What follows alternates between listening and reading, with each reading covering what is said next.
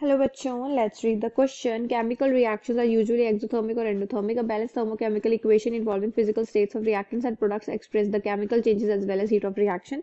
Heat changes are usually expressed in terms of delta H or delta U. The heats of reactions varies with physical state of reactants and products, conditions of constant pressure or volume and temperature. Heats of combustion and heat of neutralization, heat of condensation are always exothermic. Standard heat enthalpy of a compound is its heat of formation at 1 atmosphere pressure and 25 degrees Celsius.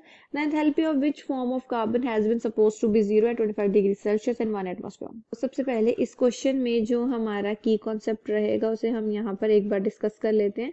So here the key concept is all about standard enthalpy of formation. So यहाँ पर हमारे पास standard enthalpy of formation क्या है, किस तरीके से हम यहाँ पर इसको यूज करने वाले हैं हमारे क्वेश्चन को सॉल्व करने के लिए, हम सब कुछ यहाँ पर एक बार डिस्कस करेंगे.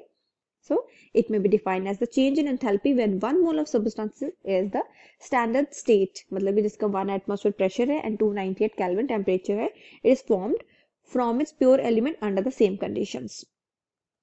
So बात हो रही है यहाँ पर कार्बन की. So carbon we take graphite to be the most stable form. So जो हमारे पास कार्बन है उसकी जो ग्रेफाइट है वो काफी ज्यादा स्टेबल फॉर्म कंसीडर की जा रही है. एंड ग्रेफाइट के लिए हमारे पास जो स्टैंडर्ड एंथैल्पी है वो है हमारे पास 0. तो यहाँ पे 0 क्यों है? बिकॉज जो एक एंथैल्पी डिफरेंस है ना बिटवीन ग्रेफाइट एंड डायमंड वो बहुत ही ज्यादा है for both to have a standard enthalpy of formation of 0 to determine which form is 0. इसलिए हम जितनी भी कार्बन की सबसे ज्यादा स्टेबल फॉर्म है उसी को हम चूज करते हैं. सो दैट्स वाई हमने यहाँ पर ग्रेफाइट को चूज किया है. This is also the form with the lowest enthalpy. इसकी लोएस्ट एंथैल्पी भी है एंड इसका मतलब हमारे पास क्या आ जाएगा, that graphite has a standard enthalpy of formation equals to 0. And moreover हमारे पास जो ये ग्रेफाइट है ये थर्मोडायनेमिकली स्टेबल भी है. थर्मोडायनेमिकली स्टेबल हमारे पास ये ऑलरेडी है.